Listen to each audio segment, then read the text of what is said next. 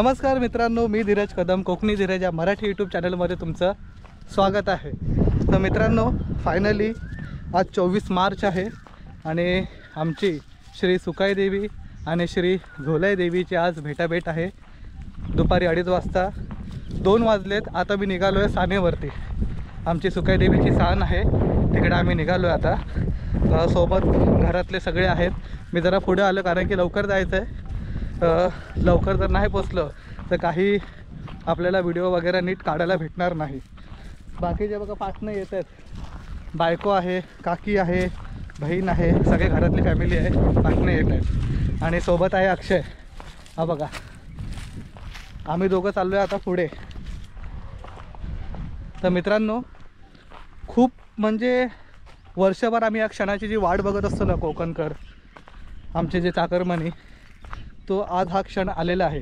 आणि भेटाभेट म्हणजे आमच्या देवींची म्हणजे श्री सुकाई देवी श्री झोलाई देवीची जी भेटाभेट आहे ना, खूप छान हा उत्सव असतो।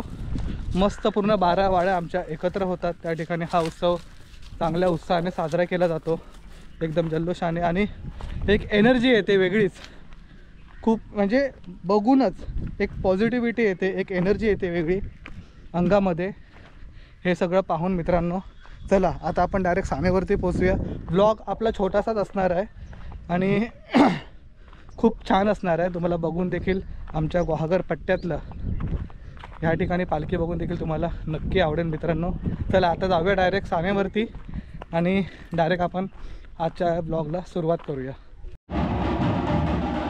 तर मित्रांनो, ही आहे आमच्या तळोली गावातील श्री सुकाई देवीची सान आणि ह्या ठिकाणी आता 12 वाड्यातील लोक हळूहळू जमा होत आहेत आणि थोड्या वेळानंतरच ह्या ठिकाणी भेटाभेट सोहळा हा पार पडण्यात येणार आहे।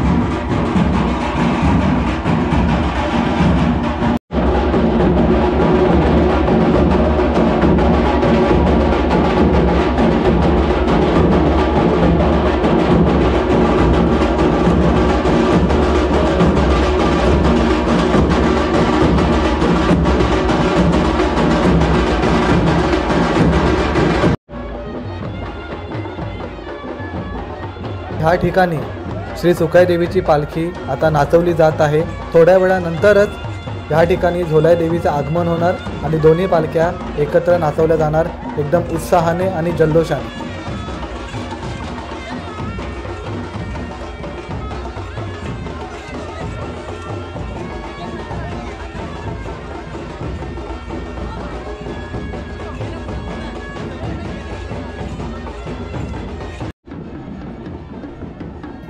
ह्या ठिकाणी आता श्री झोलाई देवीचं आगमन झालेलं आहे।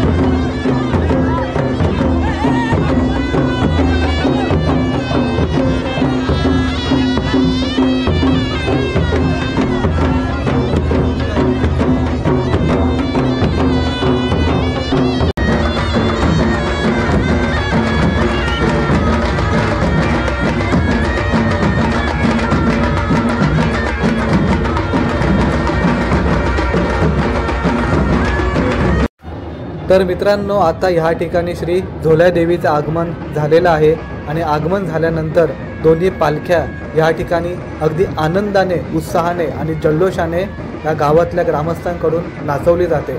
आणि मित्रांनो, जे तुम्हाला 2 ध्वज दिसत आहेत वेगळ्या वेगळ्या कलरचे, हे दोन्ही पालख्यांचे ध्वज आहेत। जो भगवा कलरचा जो ध्वज आहे तो श्री ग्रामदेवता श्री सुकाई देवीचा ध्वज आहे आणि जो लाल कलरचा जो ध्वज आहे तो श्री झोलाई देवीचा ध्वज आहे। आणि हे दोन्ही ध्वज हे पालखी सोबतच असतात।